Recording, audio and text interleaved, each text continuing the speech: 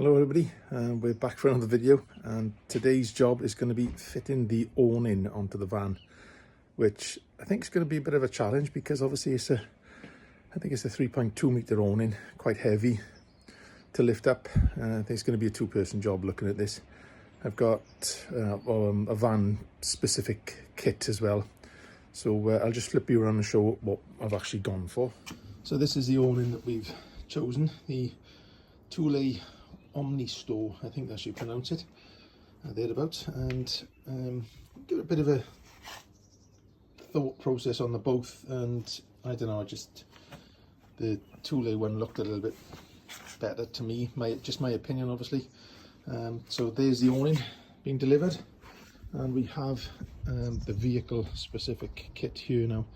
So I've just got to sort of get this out, open this out onto the table here, and we can have a little look at what we've got. It comes with a full fitting instruction, fitting guide as well, and so seems to be, looking at it, it's going to be opening up the holes in the van on the roof. So we've got that set up there to start on there. So it's going to be, I think there's 3 brackets, one at the front, one in the middle and one at the back. They're bolted through the roof using rivet nuts or riv nuts, and obviously then you Sikaflex the bracket down as well as bolt it to the roof. So anyway, I'll get this all laid out now, and we'll see how we're going to get on, start this job. Okay, so I've laid all the parts out here, the fitting kit. As we can see, we've got a good range of stuff here to use. We've got the 3 mounting plates which bolt to the roof through the existing holes that are actually in the roof. They're all the same size, so there's obviously, it doesn't matter which one you use there. Same as then the 3 brackets that go onto the mounting plate, which obviously then mounts the awning on. We have these 2 little bits here which are the end pieces for the end plates to sort of seal the end up, and then a range of bolts and washers etc. here and little plates there. So we've got these M6 riv nuts and Torx head bolts. I'm not sure if I'm going to use those at the moment, because I've seen a couple of videos of people fitting these awnings, and the holes in the roof are sort of a little bit too big for an M6. So I've got M8 stainless bolts and washers, and I've got some M8 riv nuts here. I'll get those now and I'll show you what I've got. So these are what I've got. They're quite long, and they sort of got this sort of bulge in the center here, so you've got to tap it through. It's 11mm drill bit you need for these to be a nice snug fit, and just gently tap it through when it goes through, and obviously then you use your riv nut tool to clamp it up. So I've done a test on one, and this is what you get at the back. It flares out into that cross at the back.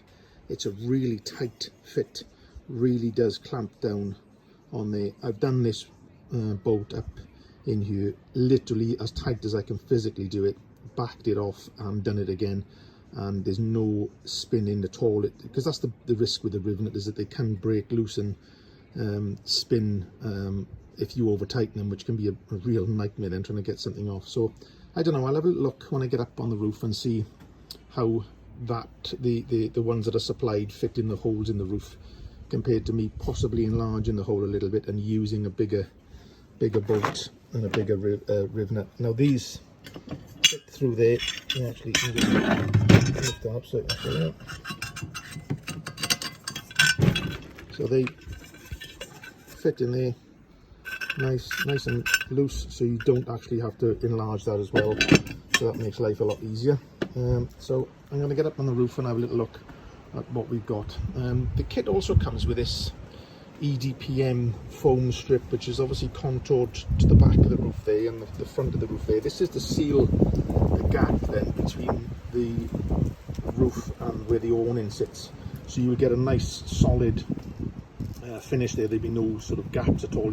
So if you have it open in the rain, you won't get any rain then blowing through that gap, which will be handy. So I'm going to get up on the roof now and have a little look at what's up there and see how we go on. Okay, so we're up on the roof here now, and there's obviously the first 2 points you've got to open up is these little little tabs here, you can just pick them off and it'll peel off, exposing these manufactured holes here then. So this is the riv nut that it comes with, which, looking at it, to be honest, this not too bad a fit. This does seem to be a decent enough fit. I suppose they know what size hole it is, so they should supply you with the right things. I don't know whether to go a little bit more heavy duty though and just open this hole out a little bit and then just use these bigger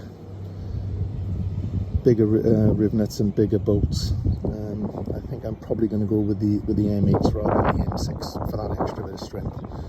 So I need to get these holes opened out slightly now and then give everything a good degrease. We got a little bit of green on here. I did clean the roof the other day, so it's not too bad. There's a little bit of green there that I need to degrease over this, because this part of the bracket here sort of sits down there, sits nicely in the channel here.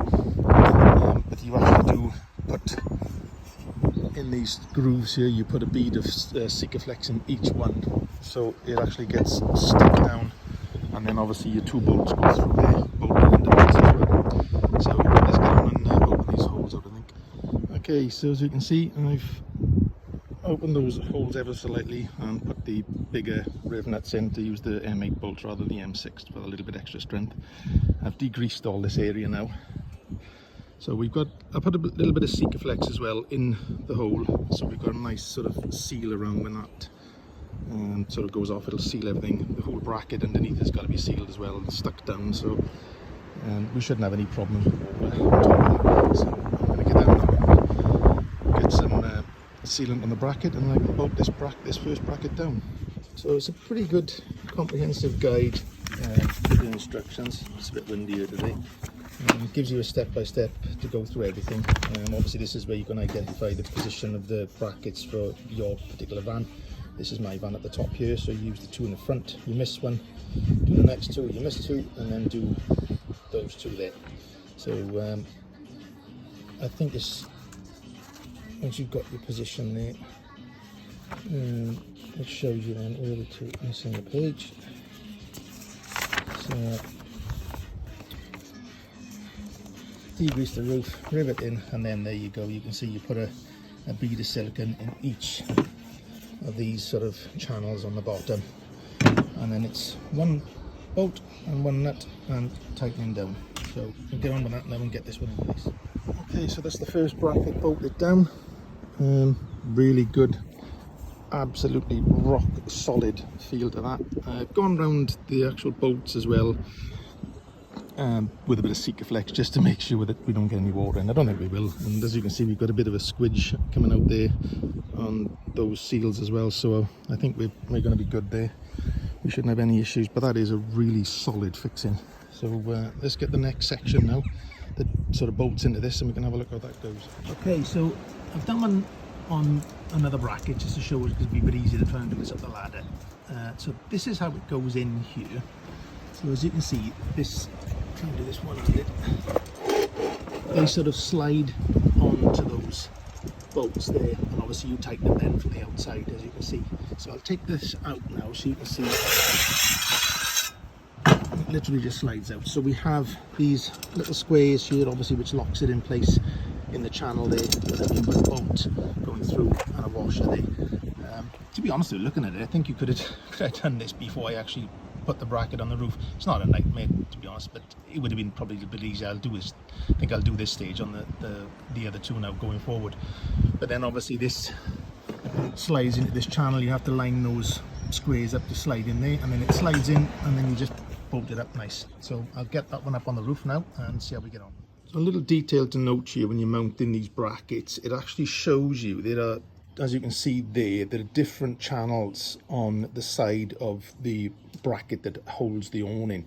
So as you can see, the front bracket there, you've got to use the top channel to slide into those onto those bolts, same as you do for the middle one. But the back one, then you use the bottom channel. Obviously this, I would imagine, to lift the back position slightly, because as we know, the back of these vans does slope down. So it does actually give you that, like I say, so these are very good detailed instructions.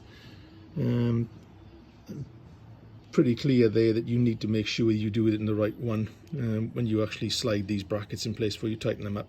It's not the end of the world obviously if you get it wrong, because you can just undo them and move them, but it's worth noting that that is the position for the front in the middle, but the back one uses the bottom rail, so it's actually in a higher position. So just thought I'd point that out as well. Okay, so that's the first one bolted in, so I'll just show you. There you go, we've got the two bolts. These are nylock nuts as well, which is good. And there we are underneath it. A little bit tricky to see, but nicely bolted up. So that's all good there. Very, very strong fixing, I have to be honest. It's a very, very strong fixing. So quite pleased with that. So I'll just get on and do the other two now. That's gone rather well. Okay, one thing I need to point out, it's a minor error on my half, is that these bolts for this, there are two different sizes. One is 20mm long and one is 16mm long. Only spotted it when I tightened that last bracket up and thought, when I looked back I thought, why is that bolt sticking out further? That's what it is, and the difference being obviously you use the 16mm ones to mount these brackets here, then there's longer ones, obviously they go through these plates, which is what locks the awning onto the rail. So just be careful when you do this. Luckily for me it was only one bolt, and just quickly undone them and changed it and job done. But you need to make sure you use the right size bolts. So it's the 16mm ones in here, and then obviously you need the 20mm ones, because obviously you've got a 4mm also plate there, which makes it need a longer bolt. Just thought I'd point that out just in case you make the same mistake as me. Right, I'm going to get on now and mount the rest of these brackets now. No point in filming all that, but I'll bring it back then when everything's mounted on, and we'll have a look at it. So before I mounted this last bracket, I thought I'd just have a quick look to see, to try and familiarise myself how this locks into the back of the awning. Probably easy to do this before you try and lift it up, so you've got some idea. Working it out, it's sort of, it'll sit on there and then it locks in. So it's got those two things there, so you literally need to just lift it up and it'll lock in like that. And then this is where you've got your channel here then, where you put the bolt in with your securing tab then to sort of hold it in place tightly on the back.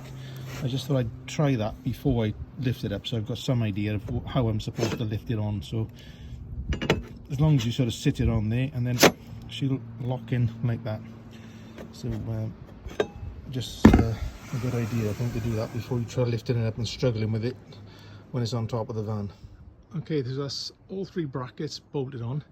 It's worth noting that the back one, you have to have the front bolt in the top channel and the back bolt located in the bottom channel, which gives it that slope there, so it kicks up like that. Obviously you can see that they follow in the same sort of line.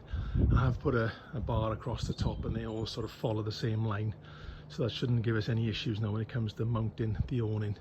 But you got to make sure you get that last one, that's the critical one, where that bolt is in the lower channel as opposed to the top one. This is where it shows you in the instructions here. Just get these open. So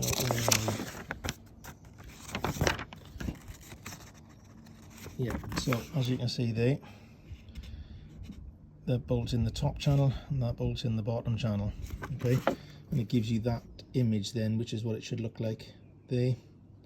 I mean, the other two are just in the top channel, so they're flat, but this one here has to have that kick up at the back, which, as you can see there, that's the kick up there.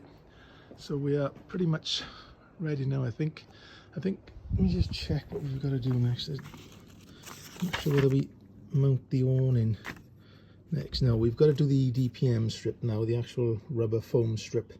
So I'll get on and have a look at that now. Okay, so we've got the EDPM foam strip in place now, and I've actually got the awning up as well on the top. Second person needed for that. Personally, for safety, you've got to have two people doing this because it's too heavy and too awkward on your own. So we literally now need to lift the awning into place and lock it down then onto those mounts, and we should be good to go. So I'll get that lifted into place now and see how it looks. Well, it's up, it's on, and it's bolted into place. So the last bit we've got to do is the end pieces. There's like a little end panel. Looks okay though. I think it looks very neat, very smart. And that foam thing there fills the gap nicely, so you've got no gap there, no rain will run in through there, which is lovely. So this is the last bit we've got to do. We've got these bits that I've got to sort of go on, cover the end over, just finishing plates really. You screw them in like that, and then they've got to lock in using the sort of locating bolt on the back of the awning. So they sort of slide in at the awning to hook on, and then I think the bolt, the plate, then the front plate will sort of locate on there. So I'll get up there now and sort this one out. Okay, so he's all in and done, and the end plate, trim plates fitted as well. I'll just show you a video of it now, winding out. I'm not going to wind it all the way out today because it is a bit breezier today, but it'll show you that it does actually wind out nicely. So I'll just show you that now. You ready? Okay, so to wind him out, as you can see, I'm not going to wind it all the way out because it is a bit breezy today, so easy winding back in. There we go, locked, closed, nice and easy. Well, I'm going to wrap this video up here. I hope this minor tutorial helps anybody out there. First time for me doing this as well, so it was a bit of a learning curve. Had to adjust one or two things, but in general not too bad. Just be mindful, I would say, that you really need to sort of look at those instructions very, very carefully, because they are a little bit, I don't know, we could do with a little bit more, I think, to make it perfectly clear on one or two things, but in general it's pretty good, and I'm very pleased with that. That looks absolutely stunning. Nice smart finish, and it fits lovely, it works lovely, nice and smooth action, so very happy with that. Anyway, I'm going to sign off for now, so thanks for watching. If you like the video, give us a thumbs up and subscribe as well to try and help support the channel. See you on the next one. Thanks, bye now.